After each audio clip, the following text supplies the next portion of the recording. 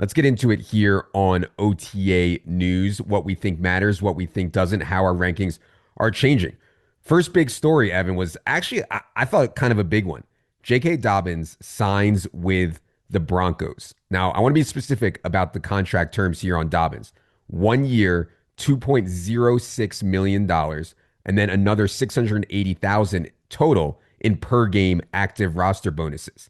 The remaining 2.5 million that was reported as part of this deal comes in the form of yardage incentives, which appear toughish to hit. So, Evan, what was your initial reaction to J.K. Dobbins signing with the Denver Broncos? I think it's a significant concern. I think it eliminates Audric Estime, like even outside of like top 300s at this point. And I think it's a significant concern for RJ Harvey, who has been a very popular rookie sleeper slash breakout candidate, however you want to describe it. RJ Harvey was drafted in the second round. We really like the Broncos environment that they can provide for a running back because they're loaded on defense. They have one of the best offensive lines in the league. RJ Harvey is that versatile type of player with whom Sean Payton has historically had success. There is some debate in the prospecting community about how good RJ Harvey really is. Some people love him. Some people are a little down. He's a little old for a rookie. The thing is that J.K. Dobbins, when he's on the field, he is good.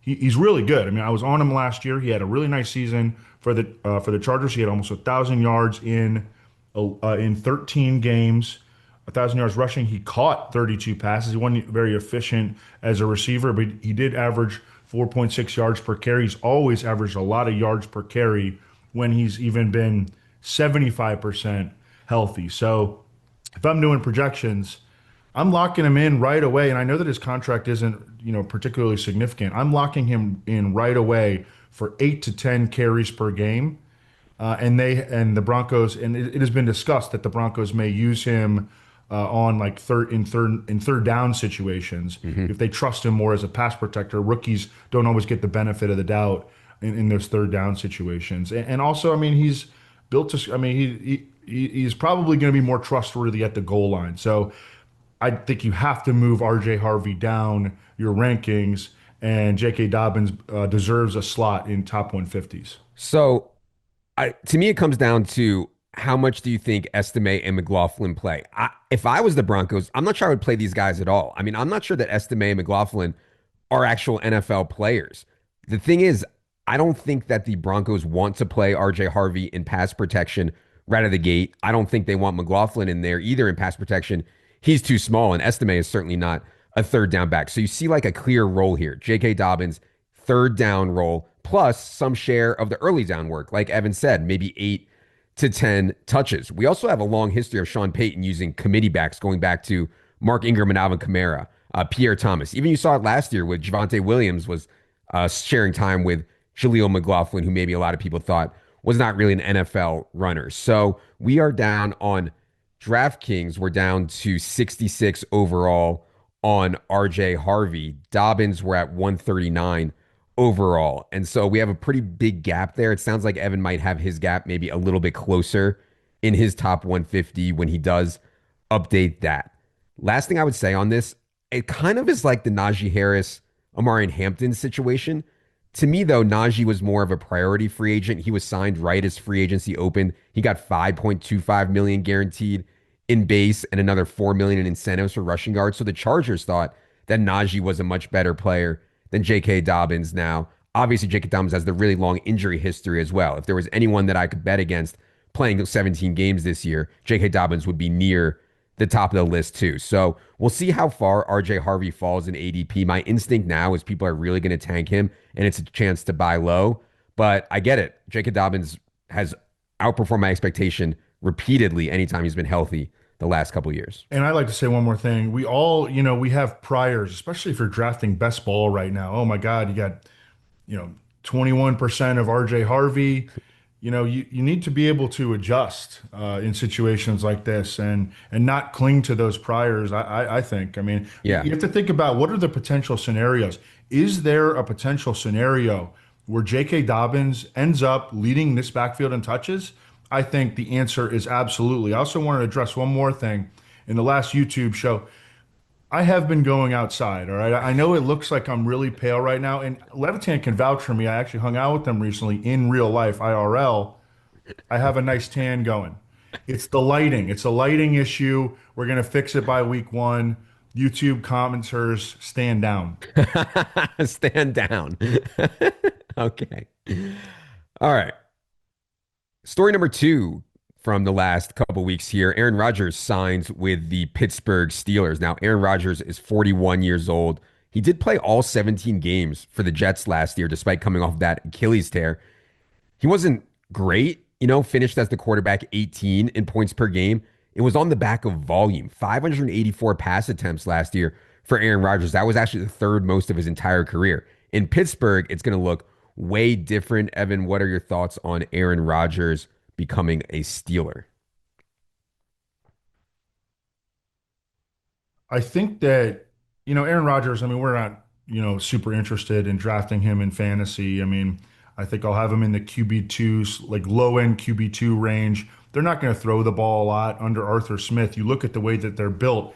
I think we could even address the rumors that the Steelers might acquire Jonnu Smith, Yeah. which would give them three very playable tight ends along with Pat Freiermuth and Darnell Washington. They don't have a number two receiver. I know that I think the wide receivers coach came out recently and declared it's Calvin Austin. Arthur Smith will play three tight ends on the field at the same time. He'll certainly play two tight ends on the field at the same time. That's going to help them in the running game. How is Aaron Rodgers going to affect the other players in the Steelers' offense? Well, first of all, I think that there is some potential for a rift between Aaron Rodgers and Arthur Smith, two very strong personalities. Arthur Smith likes to run the ball. Aaron Rodgers has historically played, going back a few years, but historically played in pretty pass heavy attacks. The way that DK Metcalf wins is not historically a way that complements the style of Aaron Rodgers. DK Metcalf, never known as a great route runner, not a contested catch, back shoulder kind of receiver, just a big athlete. How is that going to go? I think it trickles down to potentially to Caleb Johnson. Caleb Johnson is a third round rookie. I think that we are all excited, the Steelers included. We're all excited about his potential to handle a lot of volume in a high volume rushing attack. However, he's a third round rookie. If he goes in, blows a blitz protection, Aaron Rodgers takes a shot to the ribs. Aaron Rodgers is not going to want Caleb Johnson playing in the same backfield as him, and Jalen Warren is going to come into the game. So the trickle down effect of Aaron Rodgers, I think, is more significant than us independently evaluating Aaron Rodgers as a fantasy football asset. Sure. But at the very minimum, he stabilizes the quarterback position for them, Yes. right? I mean, they were going in with total dust. So now we have DK Metcalf at 45 overall on DraftKings right now. I agree with you. It's not like the ideal fit for the way that Aaron Rodgers plays with DK Metcalf, but on projection, it's really hard not to get there on Metcalf because who else are they going to throw to? I mean, even if they get Johnny Smith, and even if they get Amari Cooper, like they've been rumored to maybe be interested in Amari Cooper, certainly a lot of heavy rumors around Johnny Smith, we're still going to have a massive target share here going to DK Metcalf. So, yeah. The other quote out of Pittsburgh was they were asked, Arthur Smith was asked about the starting running back situation, Jalen Warren versus Caleb Johnson. He had some light quotes that he wasn't like, oh, yeah, Jalen Warren's our starter. We're going to ride with him. It was more of a lukewarm thing. We're going to go with committee here. Any further takes here on the Jalen Warren versus Caleb Johnson battle? I think Jalen Warren will be better in pass pro, but we'll see. I just think it's a camp battle and it's going to be determined in practice and on the field early in the season. And I'm trying to be ahead of market on Jalen Warren. I think that this could end up being a really good situation for him. He can catch passes. He can be reliable in pass protection. They've got a good offensive line. I'm iffy on Caleb Johnson. I was, very excited at the outset, but the more I've thought about this situation, the more I think that it could end up leaning in favor of the veteran. A sleeper to keep in mind is Roman Wilson, who the Steelers drafted last year. He was injured for almost the entire duration of his rookie season. But I think that he is a player that could potentially mesh with Aaron Rodgers, sort of in a Randall Cobb kind of mold. So I think that he's worth stashing like in Dynasty and a guy to monitor how it goes for him in training camp. Okay.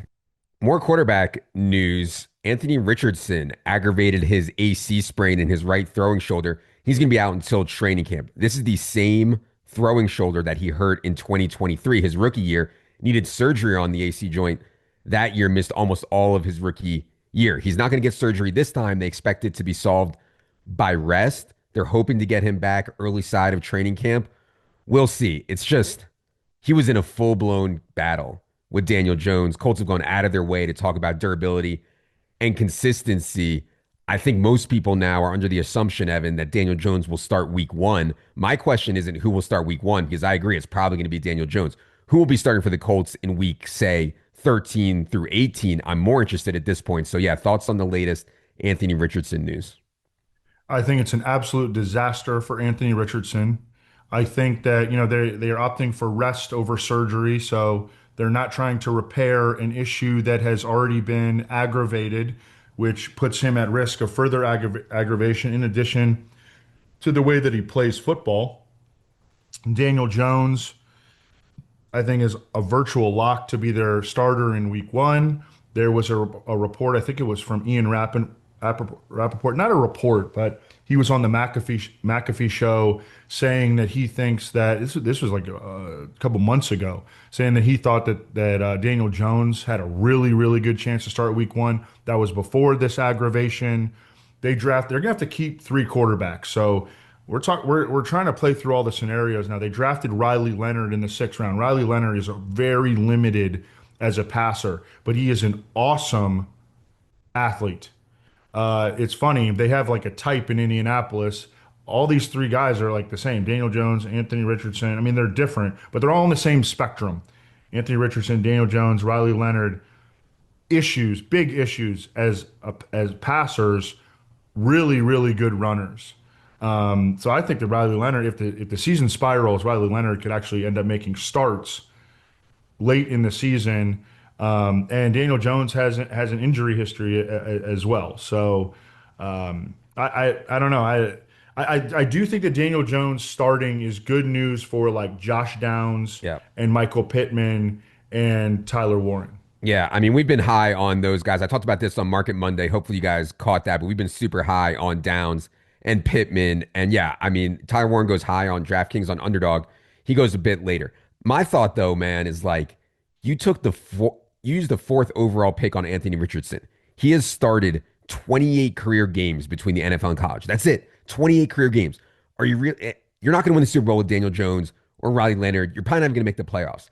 Why not get a look at Anthony Richardson at some point this season? And that's why I'm kind of scared to take Daniel Jones in best ball, because we're going to get to the playoffs in best ball. And I'm like, well, now they're starting Anthony Richardson. I don't really want to take Richardson either, though, because I'm not that confident he's going to start games late in the year. So I'm kind of paralyzed right now, at least in best ball, on the Colts quarterback situation. But yeah, feel good about taking Downs and Pittman where they go so late there on DraftKings. Another thing to keep in mind is because Anthony Richardson is currently hurt, Daniel Jones has a long injury history and tends to take a lot of hits. Like they're going to have to keep three quarterbacks on the roster. This is not a situation where they can. A lot of teams like to keep two on the roster, have a third one on the practice squad, but they're going to have to keep three on the 53. That means that Riley Leonard is probably going to make that 53. I think that they're going to end up starting three different quarterbacks, maybe more, over the course of the season. All right. Speaking of injuries and injury prone, allegedly, guys, Christian McCaffrey was back at OTAs. Certainly didn't have to come back, right? A lot of the 49ers, veterans and stars, they took it easy or they sat. McCaffrey was full blast at OTAs, 29 years old, participated every day, coming off that bilateral Achilles tendonitis that cost him 8 games last year. And then also, after he got back from that Achilles tendonitis, PCL injury in the knee cost him the last 5 games. This is a really hard one, man, because if Christian McCaffrey is healthy and has the form that he had, the explosiveness and speed that he had 2 years ago, he will almost certainly be in contention to be the fantasy's number one player. The risk is this the Achilles tendonitis going to continue to linger? He has a knee injury now. Is he going to be less efficient, and is he at risk to miss more games? We bumped him slightly. We're up to like, I think, 8 overall. Let me double check that. We're up to, yeah, 8 overall on DraftKings on Christian McCaffrey right now. I can make a case if you think he's healthy to move even higher, though. So this is a tough one here. Evan, what are your thoughts on McCaffrey being full go at OTAs? I'm excited about him, and I understand the risk, and I fully acknowledge it. But I'm excited about him. I mean, we know that he's at fairly elevated injury risk, but he's healthy right now. And this 49ers team, I think, has a chance to win 13 games. Be really, really good, play with a lot of leads. They have the easiest schedule in the NFL. We know that their offensive scheme is going to be one of the best in the league. Their offensive line is pretty settled at this point. They used so many picks on defense this year. They drafted one, two, three, four, five, six players on defense in the first 5 rounds. They needed that youthful injection. They still have a bunch of studs on defense. Um, I think the 49ers are going to win a lot of games. That presents a very favorable situation for Christian McCaffrey.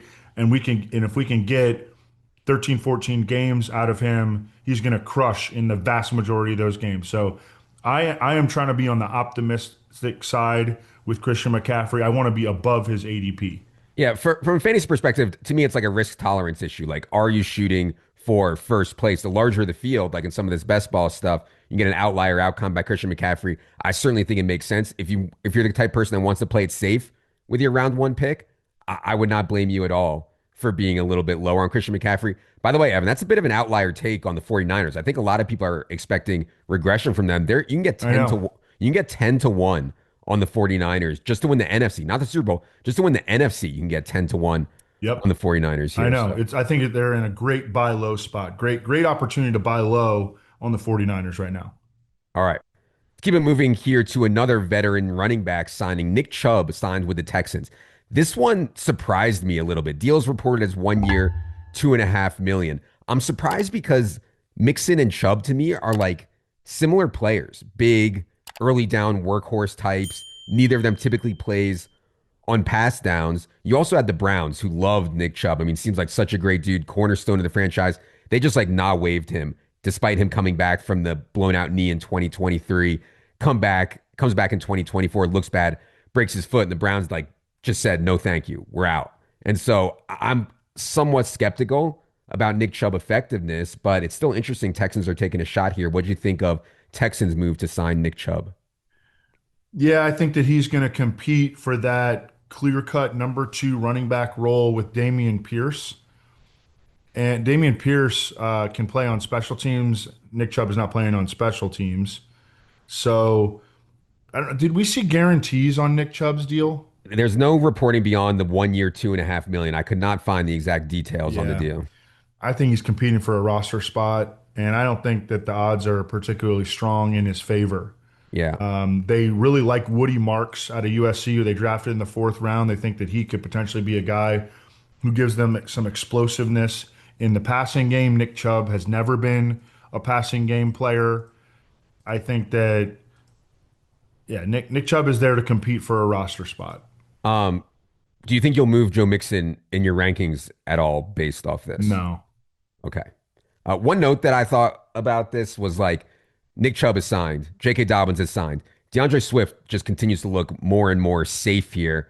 I'm not, everybody assumed that the Bears were going to add running back. They just haven't. And so we've kind of been creeping up on DeAndre Swift in the ranks. I don't know if you have any more thoughts on what the Bears are going to do. You think they just ride with Swift and Roshan and the 7th round rookie here for the season? I think the guy in particular that is becoming increasingly interesting is Roshan Johnson, who, I mean, you can tell yourself a story that under Ben Johnson, Roshan Johnson could be, a very poor man's version of Dave Montgomery Mhm. and a fairly decent copy of Jamal Williams, who we know led the NFL in rushing touchdowns a few years ago. Gets what's blocked, can function in the passing game. I think that Ben Johnson could envision Roshan Johnson as being similar to Jamal Williams. Okay. Let's get to this Steph Diggs story. I feel like I've been talking about Steph Diggs forever. I want to get Evan's take on it. obviously the boat stuff is not a big deal, but he did come straight off the boat with the girls and the drugs. And he goes to OTAs 7 months removed from his ACL tear, just 7 months removed, sprinting, cutting. I was like legit impressed. And we'll talk about another wide receiver in a second who didn't even participate in Brandon Aiyuk. Steph Diggs, 7 months at age 31, 7 months out at age 31, was sprinting, and he looked like he was cutting pretty well to me. Now, I'm not the kind of guy that wants to draft 31 wide receivers, 31-year-old wide receivers coming off of ACL tears. That's just not me. But I was at least impressed by the video. Evan, what do you think of all the Steph Diggs saga over the last couple weeks? I just wanted, I forgot to add a note on Nick Chubb. It's easy to forget that he broke his foot Yep. last week 15. So he had the catastrophic knee injury, now coming off a broken foot. Again, no adjustments needed, I think, for the rest of the Texans backfield, despite his acquisition. Stefon Diggs, yeah, I mean, this was just, Mike Vrabel is there. They're trying to change the culture in New England. You look at his contract. There are ways the Patriots could get out of it. I think that he's going to be given every opportunity to succeed. The Patriots need a veteran receiver to step forward because I mean they're leaning on guys like otherwise they're leaning on guys like Kyle Williams, who I like, but he's a third round rookie. Demario Douglas, who's a very specific kind of player. Matt Collins, Kayshon Boutte, Kendrick Bourne, who's coming off injuries all the time. Jalen Polk and Javon Baker, who they got nothing out of last year and may never get anything out of. They need a player like Stefon Diggs to step forward to help Drake May, but there just have been so many red flags: the injury, the off-field stuff, the decline in performance. And I think he's going to play outside. He's going to go back to playing outside in New England, where he's been a better slot player recently. The Texans, completely envision him as a slot player. So I don't know. I really don't want any part of Stefon Diggs right now, personally in fantasy. Yeah, we did tick him up slightly. I mean, slightly in the rankings based on that video, just because we had a bunch of health docs on him that we took off. And, we want to bet on Drake May. And if Drake May is going to have a big year, it's hard to see Steph Diggs not at least being a part of it. We're at 79 overall on DraftKings. That's Steph Diggs right now, which is right around Matthew Golden, right around Josh Downs, and guys like that. So it's a tough one. It's not my kind of play, but we did tick him up slightly. I wanted to note that. Speaking of veteran wide receivers coming off knee injuries, Brandon Aiyuk, who didn't see the thing about the Steph Diggs one, it was clean ACL only. Aiyuk was ACL and MCL, and Brandon Aiyuk did not participate in OTAs this week. Plenty of speculation that he's going to start the year on PUP. I assume that will be active PUP, which means he can be activated at any time, but we'll see. In our rankings, we're currently assuming 4 games missed for Brandon Aiyuk, but it's more complicated than that. How strong will he be when he gets back? So interesting stuff, I think, on Brandon Aiyuk, who it seems is far behind Stefon Diggs right now. Evan, how are you handling Aiyuk in the rankings?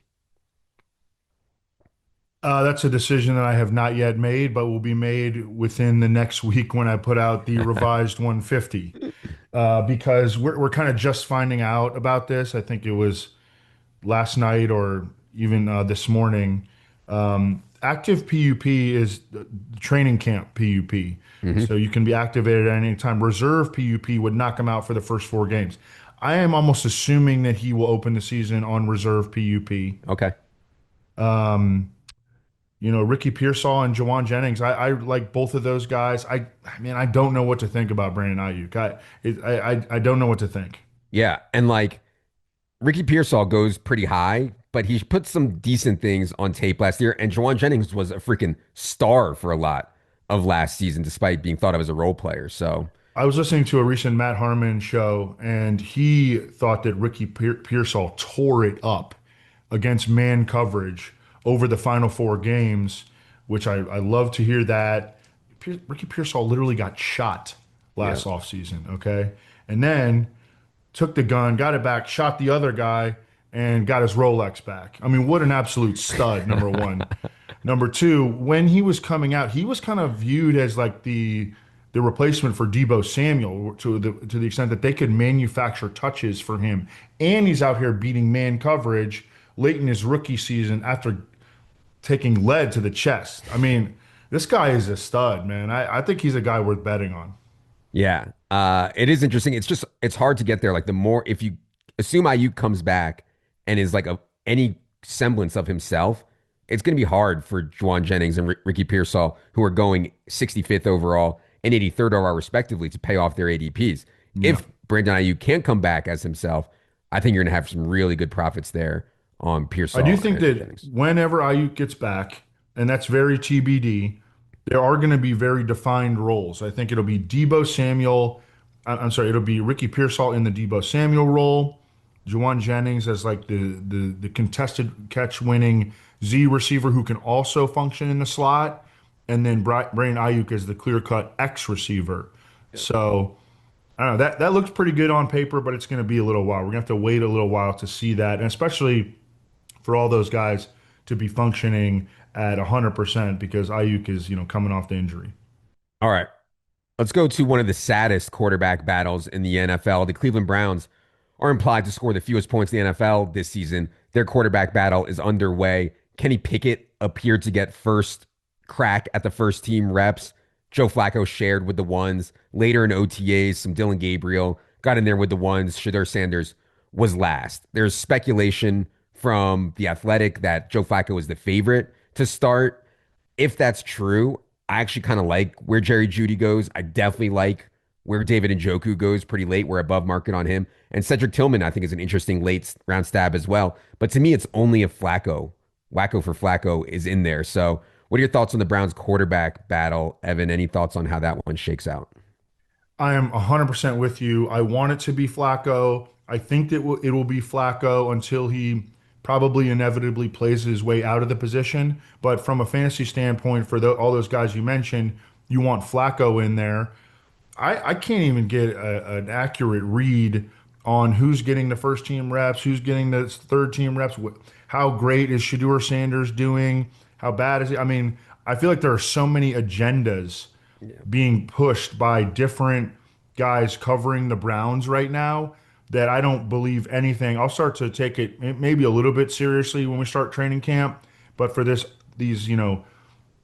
t-shirt and shorts workouts, I mean, I feel like there are agendas being pushed. I'm to the point where I don't believe anything that I read coming out of the Cleveland media right now. Yeah, I mean, the one guy that to me that's underpriced, he's going 124th on DraftKings is David Njoku. No matter who the quarterback is, that's just too late for a guy of David Njoku's talent, in my opinion. Let's go to let's go back to the Bears here. So Luther Burden, the highly exciting, I guess. People are very excited, at least. Luther Burden, rookie, soft tissue injury in early May. That was at rookie camp. He has not participated since then. In the meantime, Ben Johnson came out and didn't sound all that pleased that Luther Burden missed all of OTAs, all of minicamp here. He obviously has a lot to learn as he tries to get the system under his belt. Evan, what are your current thoughts on Burden and Bears pass catchers? Yeah, I'm getting a little bit worried about Luther Burden. I mean, this soft tissue injury has been lingering for quite a while. He got called out in the media by Ben Johnson, who, by the way, has been like a friggin' drill sergeant at apparently, according to Chicago radio, at these off-season workouts. Um, but, I think that what we need to do when we are assessing and evaluating the Bears' offensive skill position depth chart is try to find out first who are the odd men out going to be because they have three very playable receivers. They actually have four. Their number four is Olamide Zaccheaus. So DJ Moore, Rome Odunze, Luther Burden, Olamide Zaccheaus at wide receiver. They have Colston Loveland and Cole Kmet at tight end. They have multiple running backs that we already discussed. It's very similar to, I mean, on paper, I mean, the Lions skill position players are better, okay? At least more proven. But I mean, Ben Johnson had that in Detroit. And I mean, you can't play three receivers and two tight ends all the time. So now I'm worried that Luther Burden is going to fall out of the rotation. They're going to end up using a ton of two tight end sets. And it'll be Odunze and DJ Moore out there primarily at wide receiver. That might be their best option anyway. but Luther Burden is falling behind. I mean, he's a rookie. He needs to stay healthy. He needs to stay on the field. He needs to ball out to meet these expectations that I kind of had for him, that apparently early drafters have established for him, and Mhm. he's falling behind. So I think he needs to move down the rankings. He will definitely move down my rankings. I mean, people are going to say, oh, Colson Loveland hasn't practiced either. They drafted Colson Loveland knowing that he had a shoulder injury. As expected, he has missed the Yeah, entire he's offseason recovering from program. shoulder surgery. He's expected to be back at some point in training camp. Yeah, and I mean, we've been way lower than market on Luther Burden this whole time, so we didn't really have any docs on him in the official ETR ranks here. But yeah, we've had a pretty good fade on him this whole time. And again, I feel good about that, unless you think Burden beats out one of DJ Moore or Roma Dunze for work, and it's hard for me to see that.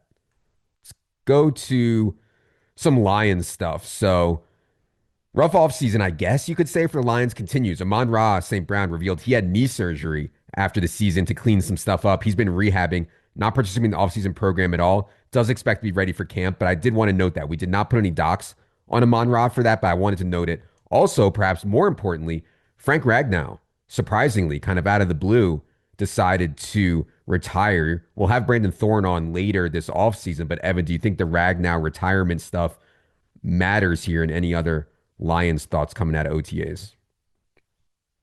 Yeah, it matters because Frank Ragnow, when healthy, is maybe the best center in the league.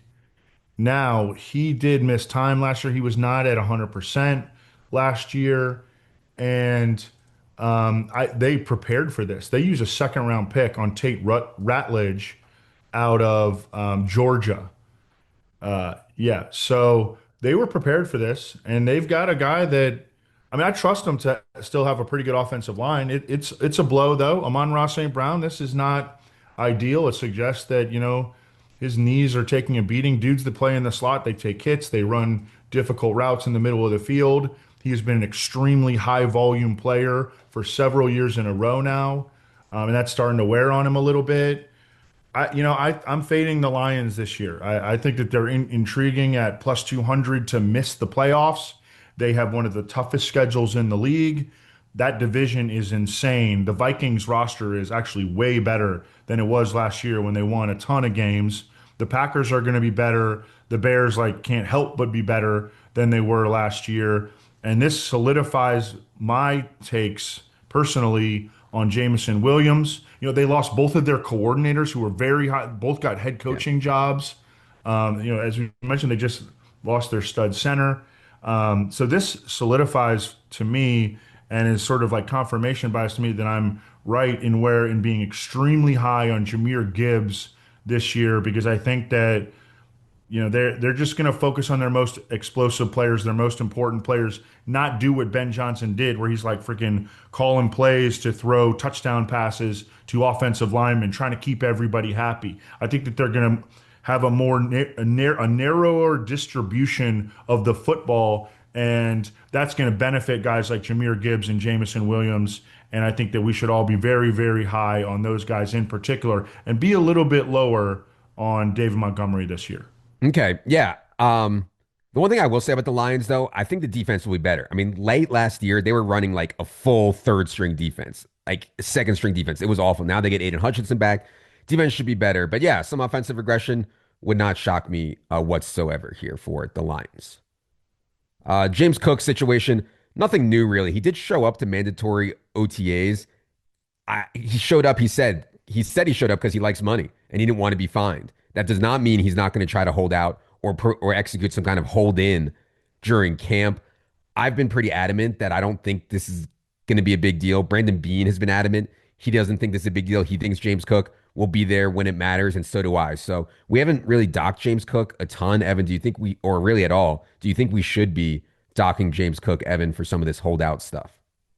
Yeah, he didn't want to get fined. And so, I mean, no, I've been high on him. I'm staying high on him. This is a good sign. If you've been high on James Cook, you should feel very good. Well, it certainly is good faith to show up because another guy didn't show up, and that was Terry McLaurin, who is also asking for a new contract. He did not show up for OTAs. Now, he also pulled this in 2022. Remember, Terry McLaurin skipped minicamp and then ended up getting a 3-year extension with the Commanders worth 68 million. Base salary for Terry McLaurin coming up here in 2025 is 15.5 million. There's reports that the Commanders and Terry McLaurin are not in a great place now. It's kind of complicated because he's going to turn 30 in September. And so I get the Commanders not wanting to dump a bag on Terry McLaurin at age 30. Any thoughts on how this one will play out, Evan? I just think that they're going to end up paying him. So I'm not docking him or anything like that. He's extremely crucial to what they do offensively. They did go get Debo Samuel, but who knows? On him, he's older. Conditioning issues with Debo Samuel. Did you see? Hold on. We should address the Yeah, Fat Debo video. What did you think I of the Fat know. Debo video? Honestly, I didn't put too much time into it, but I know that he was out of shape last year and he openly admitted that. And then Noah Brown got hurt in practice. What's the update on Noah Brown? Yeah, we're recording this Thursday early afternoon, expecting to get an update tonight. As of now, no word on Noah Brown. Okay. And then, I mean, they still are starting Zach Ertz, who is like a million years old at tight end. So, no, I think McLaurin has a lot of leverage despite his advanced age. The Commanders are like Super Bowl contenders. Their quarterback's on a rookie deal. They're going to end up paying Terry McLaurin. Okay. Yeah, I don't really disagree. The only thing I would be saying if I was negotiating this deal on the Commanders side is Terry McLaurin caught 13 touchdowns on 82 catches last year. And that's like totally unsustainable. I don't think it's that sticky, but still had an awesome, awesome year. Did Terry McLaurin last year. Let's go to Chargers. So, Chargers wide receivers coach told Quentin Johnston he's a starter. And to me, that's like, doesn't mean a lot. Obviously, you're not going to come in and say Trey Harris, who's the rookie, is the starter. And Mike Williams has been so injured. They're not going to come in and say he's the starter. But for what it's worth, they told Quentin Johnston he's the starter. The thing is, like, I feel like Quentin Johnston's best position is kind of where Lad McConkey plays. And Lad McConkey is just absolutely insane. Obviously, going to be the focal point of the offense. So as of now, Trey Harris is going ahead of Quentin Johnston in drafts. Evan, any thoughts on how the Chargers wide receivers behind Lad shake out this season? I'm just in wait and see mode. I'm not too excited about any of the complimentary receivers. I think Ladd is going to catch 100 plus balls this year, despite the fact that the Chargers run the ball with high volume. So when you have a 100 plus catch receiver and you in an offense that runs the ball with high volume, the complementary receivers are going to struggle to help you much in the box score. So I guess it was nice. They're trying to build the confidence of Quentin Johnston. I get it. He's a great athlete. He, has always been a little bit of an underachiever. I get what the coach was trying to do. Doesn't really alter the rankings very much. I mean, Trey Harris is going 117 overall. And the fallout from this quote has been people are starting to take Trey Harris less, right? It's a muddy situation. He's a Well, rookie. that was ridiculous that they were taking him 117 overall. Right. And we're behind market here on Who's Trey Harris. driving that? Who's behind that? I think just draft capital. I mean, he went pretty high and he's attached to Justin Herbert. And, it's just draft capital. And people have given up on Quentin Johnston, who's going 154 overall. We're a little bit ahead of market on Quentin Johnston and behind on Trey Harris right now. Let's go to. Oh, I just want to add one more quote here from Greg Roman. He was asked about Justin Herbert, and he said, I think we'll see Justin Herbert use his legs a bit more this year. Herbert can really affect the game Love with it. his legs. That was off the table for most of last year because of foot and ankle woes. Now, Herbert actually did set career highs last year in rushing, 69 carries, 306 yards. Greg Roman has a long history of getting his quarterbacks to run and run well with the football. So I like Justin Herbert as one of those like mid slash Yes. late round quarterbacks. I mean, really talented guy. And if he can run more, I mean, that'd be awesome. I had So, not read those quotes, and that gets me excited. He played through plantar fasciitis and a high ankle sprain last year. And yeah. as you mentioned, set career. I mean, yeah, I think that 350 to 400 rushing yards is very much within the range of potential. And, 5, 6 rushing touchdowns would be massive for Justin Herbert. Yep. Okay. Travis Etienne's situation took another twist last week. Liam Cohen on Travis Etienne said he's done everything we've asked him to do and more. There's been a consistency. He can shine in ways in space. He's done a great job. I don't really understand some of the trade rumors out there. I gave my take on the Etienne stuff on Twitter. I'm curious what you think, Evan. I know you're a big Tootin guy coming out of the draft. Now that it looks like Etienne's going to be on this team and coaches are talking him up, what are your latest thoughts on Jaguars backfield? Well, you know, when we come out of the draft, we kind of are trying to read into what how teams are thinking, what they're doing based on their moves in the draft. Teams can lie to you with their voice. It's hard for them to lie to you with the actual moves that they execute. And so when I saw the Jaguars draft a running back in the fourth round in Bashal Tutin and a running back in the seventh round in LaQuint Allen, I understand they're both day three picks, whatever, but that suggested to me that they were maybe trying to clear the deck at running back a bit and change their running back room around. They have entirely new coaching staff, entirely new front office. But they get to these workouts, and Travis Etienne he was a first round pick. He's still a talented veteran. He knows how to play in the league. He's had successful moments in the league. Tank Bigsby can absolutely run the crap out of the ball. I mean, he's a really good runner, very limited otherwise. But they get to these offseason workouts, and Tank Bigsby's running with the ones, and ETN has been with the ones and the twos. And actually, I read today that LaQuint Allen was actually running ahead of Bashal Tutin in some practices. So, they're day three picks. I'm probably going to sour a little bit on Bashal Tutin. I've been thinking about this even before these OTA reports come out. I'm going to move him down probably just to make him in line with his ADP as opposed to trying to be aggressive on him. I thought that Travis Etienne might have gotten traded by now. He did not. The longer that we get toward the season that he's on the roster, the likelier that he's going to be with the Jaguars. Well, and also, Travis Etienne's in the final year of his contract. I would start taking a fourth round pick, a seventh round pick at running back if I knew that my running back was going to be gone. I wasn't going to pay him after his contract's up. So, they're stockpiling depth when the chips are down. Not surprised at all if Travis Etienne ends up leading this team in touches. But I do think it'll be like a full blown competition in camp. Etienne's going to have to play his way into the role. Speaking of BS trade rumors, the Breece Hall trade rumors, which I always thought were just ridiculous and flimsy speculation, but they were shot down by Aaron Glenn. He confirmed Breece Hall is the starter. The more interesting thing to me is Breece Hall said he dealt with a pretty serious knee injury down the stretch last year. That is completely healed. He was also saddled last year by just the absolute doltdom that is Nathaniel Hackett. Thankfully, Nathaniel Hackett doesn't have a job this year, but he was on my list here on my computer of offensive coordinators who I try to avoid. Breece Hall bounce back, I think, is very much in play here, although Justin Fields stealing rushing touchdowns concerns me a little bit. Evan, where you at on Breece Hall coming out of OTAs? Yeah, I had him pretty high in my initial top 150, and I definitely think that he can bounce back as a runner.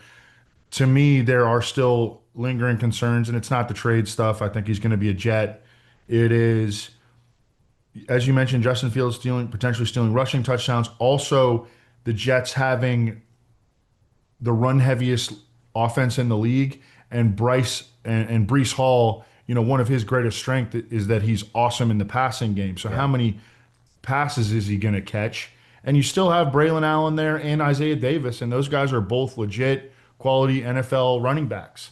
So I'm not going to move up Breece Hall or anything like that. I like him where I have him, but there are concerns. The receiving stuff and how many carries is he going to get at the end of the day?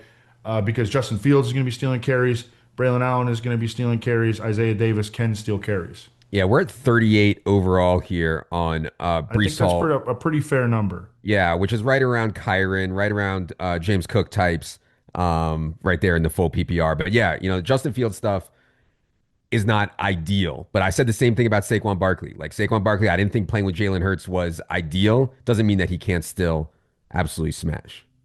Let's get to Cowboys running back stuff. So reports out of Cowboys OTAs, Javonte Williams, Miles Sanders, both getting reps with the starters at mandatory minicamp. There is a massive, I mean massive ADP gap between these two guys. I'm not sure why. I know Thorman's been tweeting about this and talking about it. Neither of them are good. Javonte is going 112 overall in DraftKings. Miles Sanders is going 222 overall. We have that way tighter in the rankings. Javonte, people act like he's some star. I agree, Miles Sanders isn't that good. Neither is Javonte. And I know Evan's going to come in here with Jaden Blue takes, but for now, at least, the veterans are running with the ones. Evan, any thoughts on how Cowboys running back plays out? I, you know what? I'm going to let other people try to figure that out. I mean, if they want to talk about Javonte Williams and Miles Sanders, do it all day long. I don't want either of those bums. I will take shots at Jaden Blue because he's super explosive. He scored so many touchdowns per touch in college. He was a fifth round pick. But he can play in the passing game. I think that this team is built to throw the football. They are going to be able to pass protect with all the first round picks that they've compiled on the offensive line. They went and traded for George Pickens. CeeDee Lamb is maybe the best power slot receiver in the league. They're getting back Dak Prescott healthy. Brian Schottenheimer let Russ cook in Seattle. Like I think that this team is going to their defense is highly suspect. Yep. Highly suspect. They play indoors. This team is built to throw the rock. And I think that that is going to potentially suit Jaden Blue. Pat Thorman made a good point in our Slack this morning that he thinks that Kevontae Turpin could actually have a decent role as a runner. I mean, although this team is built to throw the football, they are really lacking in speed. They have one of the slowest offenses in the league on paper. And therefore, I think a guy like Kevontae Turpin is a little bit interesting as like a super deep sleeper. And again, Jaden Blue can run like the wind. So that's my analysis of the Cowboys as we stand here today. I don't go ahead, have conversations about Javonte Williams and Miles Sanders. Waste your time on that. I'm not engaging in that. Yeah, so I totally agree about the passing game stuff. Dak is one of my favorite quarterbacks. There's been really good reports on George Pickens at OTAs, which is a good sign. Like, yeah, we expect George Pickens, they traded for him to come in with his head on straight, but it's good that he's come in with his head on straight. Him and CeeDee Lamb and Dak and Ferguson are some of my favorite picks for stacking in best ball right now. The only thing I'll say about Miles Sanders, like, if you need running back help and he's there at 220th overall, you could do Take worse. someone else. Okay. I'm Couple more, teasing. I'm teasing. couple more small ones. 225 or whatever. Okay. Couple more small ones here before we wrap up. Tommy Tremble had back surgery. Status for week 1 is unclear. I've seen timelines all over the place. The only reason that I mention this is because I always thought Jatavian Sanders was a talented dude. Round 4 pick in 2024, caught 33 balls for 342 yards on limited playing time last year. Evan, I'm always trying to scrape the bottom of the barrel for tight ends that might have some upside. Any hope for you on Jatavian Sanders in the wake of this Tommy Tremble injury? Yeah. Yeah. I mean, he is a very good receiving tight end prospect. He flashed as a rookie. He had some games where he earned a lot of playing time. You like to see that. I think he was a fourth round rookie and had those Yeah. types of games. I think that this team, has a chance to score a lot of points. We saw Bryce Young take a pretty big step in the second half of last year. This will be his second year in Dave Canales' system. People expected the Panthers to devote maybe the entirety of their draft to their defense. I did, and they did not. They drafted a big X receiver at number 8 overall in Tet McMillan. They play the freaking Falcons and the Saints and the Buccaneers. None of those defenses are going to scare anybody within the division. So, yeah, Jatavian Sanders is very intriguing as like a tight end too, a Okay. low end tight end too with upside. Yeah, and I mean you can get him as your third tight end easily now Oh on, yeah, on DraftKings, and, good. yeah, I like those three tight end builds actually on both Underdog and DraftKings are what I shoot for normally. Last one, a personal one, Donald Parham, torn Achilles, one of my personal favorite players ever on the Mount Rushmore of both the PSM and the XFL. I mean, Donald Parham was an absolute printing press in that XFL season before that was cut short by COVID. I mean, no one could stop him. He parlays that into a bunch of team preseason stuff, ends up catching 11 touchdowns in the regular season for the Chargers at the NFL level across 4 seasons. Had some great showdown moments with Donald Parham as well. So, RIP to Big Dick Don Parham. It was a great run we had together, me and you, buddy. And when this news came out, I had like 100 people send me messages on Twitter. Like the first thing they think about when Donald Parham went down is like, I better message Adam. And I appreciate that. So RIP to Donald Parham, Evan. That's my eulogy on Big Dick Yeah, and Don. he was a guy. First of all, don't completely throw in the towel, okay? He's still only 27 years old. Let's leave a little bit of light on for Donald Parham. But I mean, as a guy who went undrafted out of Stetson, he's had a pretty nice football career. Obviously, he's bounced around, different leagues and everything like that. But we always knew he could play. He was 6'8". Yeah. Not was, is 6'8", 237 with 36 and an eighth inch arms. I mean, that is like freaking Jonathan Ogden dimensions. And he could run like the wind. Let's hope he gets back in the league somehow, but he's definitely a long shot at this point. Yeah. Which reminds me, don't wait until people die until you tell them how you feel about them. Donald Parham, I'm giving you eulogy right now. Don't wait till they die to give them the eulogy. All right. That is going to do it for this look at OTA news and potential ranking changes. Appreciate you all. Appreciate all of you being here. For Evan, producer Luke, producer Ryan, I am Adam. Good luck, everybody.